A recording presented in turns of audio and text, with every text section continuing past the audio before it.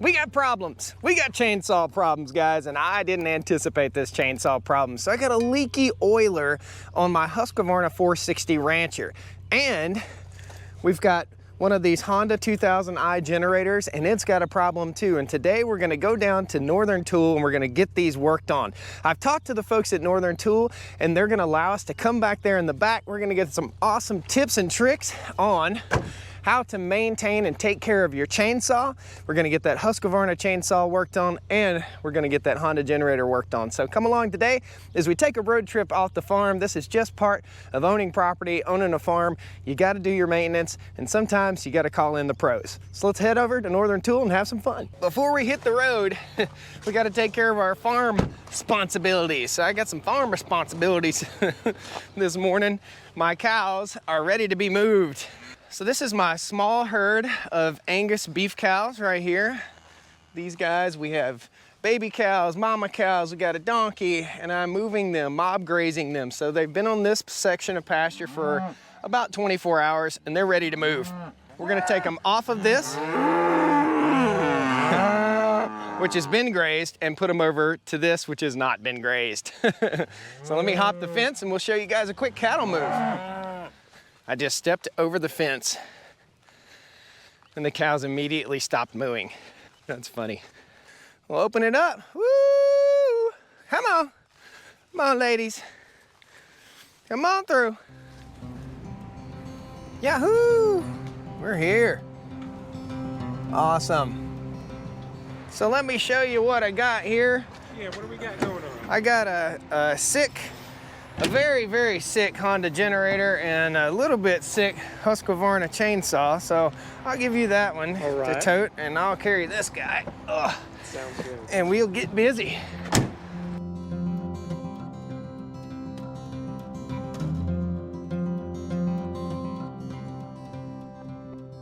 Hey, I'm Josh. I called you guys about the problem with the sick chainsaw and the very sick generator. I don't know what the heck's wrong with it. Absolutely. You said it was a Honda? Yep, and a Husqvarna. Yep. All right, it. yeah, let's get them in the shop and we'll take a look at them, see what they need. What are they doing or not doing? Honda's not running right, and the oiler on the chainsaw, it just keeps leaking oil. So it lubricates really well, even when it's not running. Well. Yeah. Too well.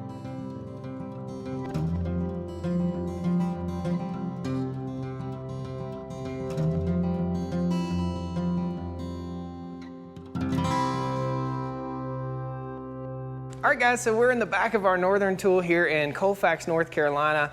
Most every Northern Tool has a service department, is that right? Just about? Okay. So you guys service basically any kind of small engine back here, or pressure washers, all sorts of stuff? What kind of things do you work on typically? Oh yeah, a little bit of everything. Chainsaws, blowers, riding mowers, electric mowers, air compressors, generators. Gotcha. The list goes on. What's the most common thing? Is it a fuel problem? What is the most common thing? Is it like the new ethanol gas? Does that eat this stuff up?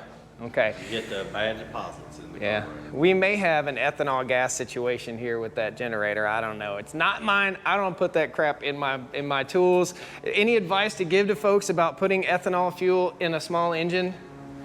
If you do use ethanol fuel, get Startron additive that we do sell here at Northern, and follow the directions on it. And that is an enzyme more so than just a chemical. Okay. And it helps keep the breakdown of the gas from happening. Startron. Startron. Okay, from Northern Tool. Awesome. So I've never even heard of that, so that's a good piece of advice. So what happens is there's water in that ethanol. That ethanol has water in it, and that water causes things to break down because it separates in the fuel, right? Mm-hmm. Okay, so that tears up carburetors bad. Yeah. All right. Absolutely. Well, I want you guys to see what you can do. So work your magic on these two tools we got right here. We got a leaky chainsaw, which is probably something that's pretty common. And then we have, I have no idea what's wrong with the generator, but it's not running right. It's a sick puppy. Well, first thing I do is I do check the fuel to see what we have. Fuel does smell good. I do like to check the oil before I crank and make sure so I don't tear up the engine. On these Hondas, it's usually back here at the back on these little inverters. All right, It does have oil. It is a little black and should be changed. Unit is turned on because your own switch on these are usually on the side. Make sure the throttle, the eco throttle is off, because if you try to crank it, it tries to throttle it down.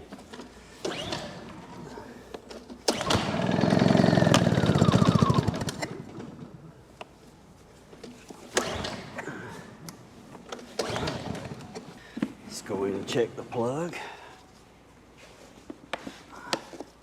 See what the plug looks like as well. Spark plug. Spark plug looks good. Okay.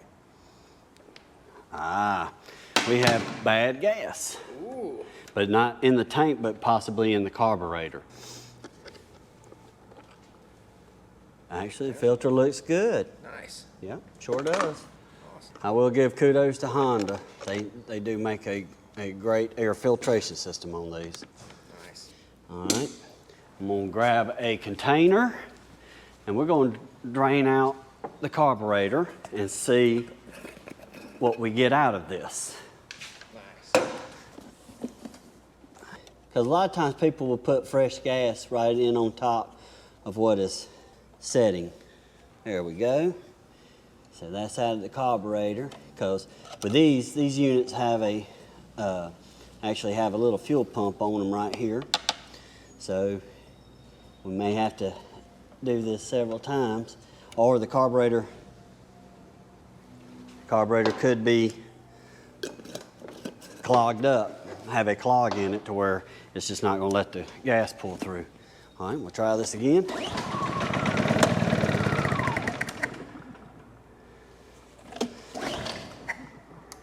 Guys, we got a sick generator here, so we'll see you in just a minute once we figure out, troubleshoot and figure out what's going on. By the way, one of the folks brought out some of this Startron enzyme fuel treatment, so I think you'll appreciate that. Check it out next time you're in Northern Tool. Awesome. Okay, we are right at 70 PSI. And we seem to be holding pressure. We don't seem to be losing it, as you can see. Awesome. Compression checks out then. Yep. Plug is good and wet, so I know we're getting the fuel and everything. What would you say the most? I see what's wrong. Huh? You got a rat's nest in the daggone exhaust.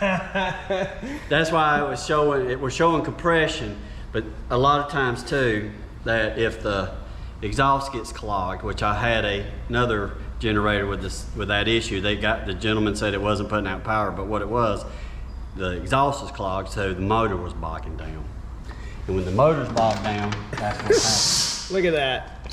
So we'll clean that out real quick, and this puppy should fire right up, hopefully. So we'll do this. Just take a screwdriver, do that, and now let's see what happens when we fire up.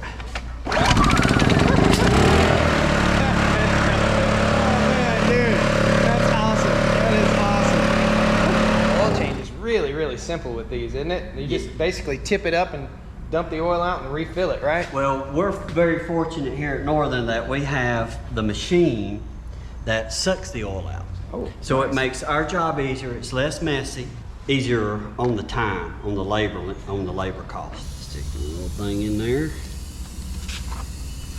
Turn this on. Turn that on. And as you can see, here she comes. Yep. 10W30. Now this unit will not take a full quart.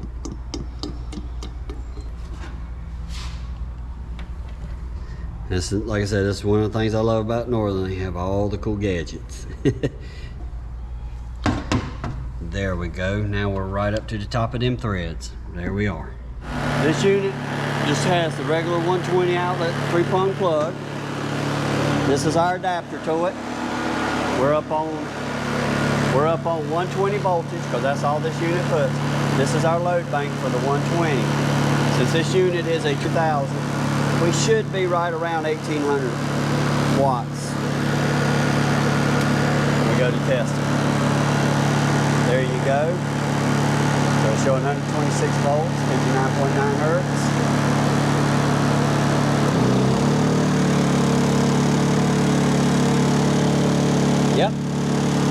good. So she is putting out power. So, note to self, this generator has been stored outdoors. These Honda generators are virtually bulletproof, aren't they? They pretty much are, as long as you keep it serviced. Gotcha. So we're gonna service it, but message to stepdad, don't leave this in the back of your truck, and if you do, cover up that muffler or check it because it had what we call a wasper's nest in it. Yes, sir, sure did. Awesome, man, what a quick fix. So, Cliff, I bought this saw back about 7 years ago, 6 or 7 years ago, right here from this store. This is my first real chainsaw. So I bought a couple smaller Husqvarna versions, and I just wasn't happy with it. And I got out here with this one. This 23-inch bar saves a tall guy's back, and it's a lightweight saw. When I bought the saw, it leaked a little bit of bar oil. We came in, and I've had you guys look at this one time before, and we replaced the oiler on it because it wasn't slinging enough oil and it was leaking. The issue with this saw right now is that when I put it away, or I put it in the back of my truck, it leaks bar oil out of the saw, and it shouldn't do that, should it? You'll get what we call residual oil, and that's the oil that comes off of the bar itself, Right. plus what's right there on the back side of the bar where the oiler actually is. Maybe a quarter or 50-cent piece size drip of oil, I've seen maybe them, a little bit more sometimes. Sometimes, usually a little bit more, Okay. but you should not be leaking out your whole container. Okay, Yeah, cool. you should not be doing that. All right, well, we'll let him take it apart, and at the end of the video, guys, stick around. We're gonna show you guys everything you need to know about maintaining and taking care of your chainsaw, which is very, very important. Make sure that's off, because if you do not, Oh, I know, yeah. Yeah, You better always have your chain brake off. because if you don't, what can end up happening is when you go to pull this off, the brake is then locked, and then when you go to try to put it back on, it doesn't want to go back on because it's sticking over the clutch drum. Yep, and you end up saying some pretty nasty words to the saw. I've done that. I was like, man, what did I do? What did I do? What? I don't deserve this. But you can bring it in to us, and we can remedy that situation because we have a tool that will unlock it. Nice. Pull that off. Have you guys sharpened chains also? Yes, sir, we sure do. And that's another important aspect to a chainsaw maintenance, is make sure that your chain is good and sharp always. If it's not, you will get that drag on the engine that slows the engine speed down, that causes overheating, and that will burn your cylinder up. And then you'll have to either get it rebuilt or buy a new saw. You just have to check what the cost effectiveness is, rebuild versus new. Okay, screen looks good. So there's a little screen in there. Yes, sir, there sure is. There's a little screen down there at the bottom, back on this corner, and that's what feeds the oil to the pump. And you do have it's all got a grommet system in it too, so that when that gets put in, it seals. Now that can go bad too and cause you to leak oil. I've seen that happen too. There we go. Pull this off. What is that? This is your clutch. Okay, cool. And you just screw that off. That's a replaceable item if it's worn out. It looks good, be in good shape. Oh yes, it's still in good shape. Okay, got great. plenty of meat on it. Check the teeth here on the drum. Make sure that they're not too badly eat up. If they are, definitely replace it because it will tear your chainsaw up. And now we're getting into the good part here, which is there's your bearing. Bearing looks good. And underneath that, that's the drive gear for the oil pump. And it locks into these two tab openings right there. And so when the engine is idling, it's not oiling. It starts oiling as soon as the clutch engages. It spins the drum, which is a good feature because then if you set it down while it's idling, it ain't sit there constantly oiling, wasting oil. Flip this thing up and look at this. See what we got. Okay, gear looks good. Everything looks good. Let me see here. Good. They still stuck with a flathead on this one. You think this could be a whiny owner problem, not a chainsaw problem? Well, what I'm going to do first is I just want to look it over before I put everything back together and then actually test it and see. I like to if the customer's complaint is like, you know, it's leaking oil and stuff, then we want to see what we're doing. And right here, this is your oil pump. They are adjustable, which is a good thing. And when you're running a long bar like these, or this is a 24-inch, which is come standard usually on the 460, you want this oiler at the maximum oiling rate. And the big reason being is the more oil, less drag. That's another feature. So the teeth on it look good. It's turning freely. All right. Well, let's put everything back together here.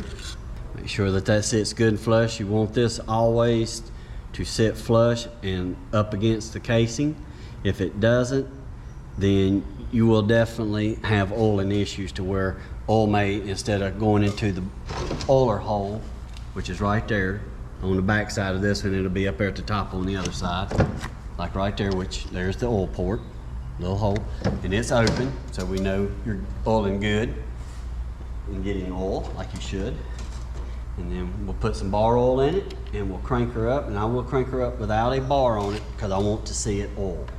We're gonna get it where it comes up above, when you set it on its bottom, that it's above the fill hole. So that way, if you do have a leak, it could be leaking off of this O-ring right here. That's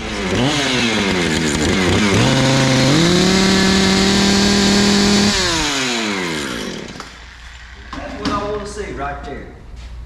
I want to see that thing oiling really good. This is just to clean off the oil, and then we can see if we have any residual coming out.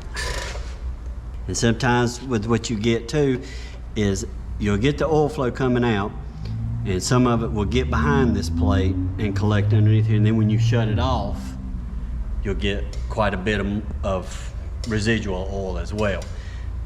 But she seems to be holding. What I would be looking at is the oil cap on this thing as your source of leaking, because there is nothing running out of here. It is still holding and not leaking at all. So that's where my next bet is going to be, is for the cap is leaking. So we'll pop a new cap on it, and that should solve the problem.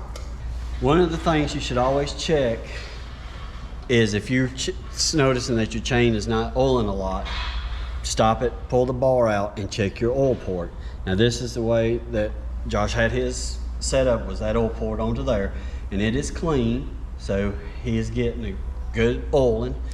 As you can see on this side, he'd have to blow that out so that if he turned the bar back over, then you'd want to be able to oil. Now, is it a good idea to take compressed air and blow out every time you sharpen your chain? Yes, that's a great idea. And check this out too. Check your nose. Okay. And this is a greasable nose. Yes, right there. Yep. Cool. They call them a little pump thing, and then you hold in your hand, literally got a little tip on it, and it just fits in there and goes. One good time, spin it around, you'll see the grease come through. Gotcha. But also the bar oil works on this as well, but it's a good idea to do that too once you clean your bar out. Gotcha. Now, like I said before, a sharp chain produces less drag, and that will contribute a lot to your performance of your chainsaw in the long run and longevity of it. Now, when you sharpen your chain, is it a good idea? You can see the bar's been flipped on this. Is it a good idea to always flip your bar so you don't wear your bar out in one spot, or does it really matter? Well, what I have learned over the past 20 years is that when you start feeling a burr on one side, on your cutting, what we call your cutting side, that's when you should flip the bar over, because that way you get the even wear on the bar. And then once you start wearing out too much, or your chain stretches out, and you'll notice that too when you go to tighten it, like, oh my gosh, I'm still tightening and it's still not tight yet, then get a new chain, and possibly check your bar too to make sure that it's not burred up real bad. And if you don't tighten your chain up enough, your chain will jump off of this bar. And when that happens, you're going to have to get a new chain, because you're going to burr your drive teeth up, and then when you try to put it back in the bar, it will not fit. It'll ruin the bar too, right? It can. Gotcha. Especially if you try to force it in there. If you ever take this thing off with your brake in the lock position, that band right there will clamp up, and then it will not fit back over your drum. And that's a pain in the butt. I have done it. And you guys have the special tool needed to fix that. We have a special tool to take that and unlock it. Yeah, I almost was like, man, I'm gonna have to throw my chainsaw away. What the heck's going on here? What did I do? I've seen people, you know, be like, well, what's wrong with it? And they bring it in and we'll say, oh, you took it off with it locked. Thing pops off. Take a look here. Yeah, your air filter looks good. Yeah. It's not full of dirt, so it looks good. Take a look at this spark plug. Go get a 3/4 inch. But a spark plug will also tell you how good your unit is running. So that spark plug is dirty. We will need to change it. Always take your flashlight, shine it down in that cylinder, and just take a good look. Let's bring the thing up and then come back down. There we go. And just get a good look back up here on the exhaust side, because, oh yeah, that cylinder is very clean. Looks really good. All patching and everything is really good.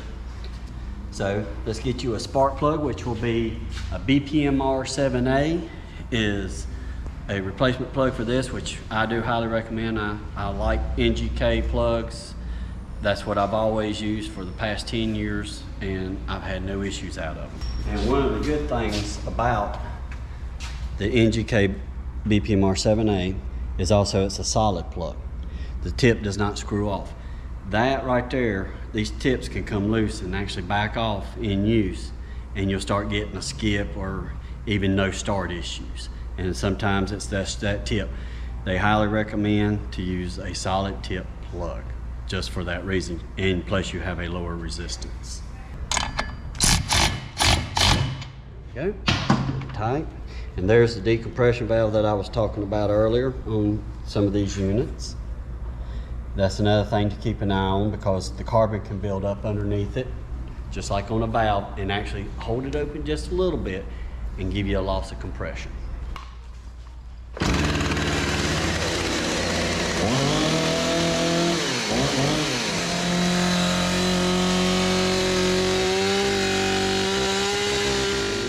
Show me proper chain tension.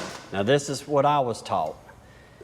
All right, you don't want it above 1/4 inch or hanging down 1/4 inch. So when you start that saw and it's going, you're too tight. Am I right? If it doesn't want to turn easy, you Right. could be too tight. And what I do, like I said, it's just a rule of thumb, but also remember this: when you tighten down on these bar nuts, it will make this chain go tighter. That's why I'm looking for that right there. Yep. It snaps right back. So for me, that's good. Cool. And then we'll tighten her up and recheck it.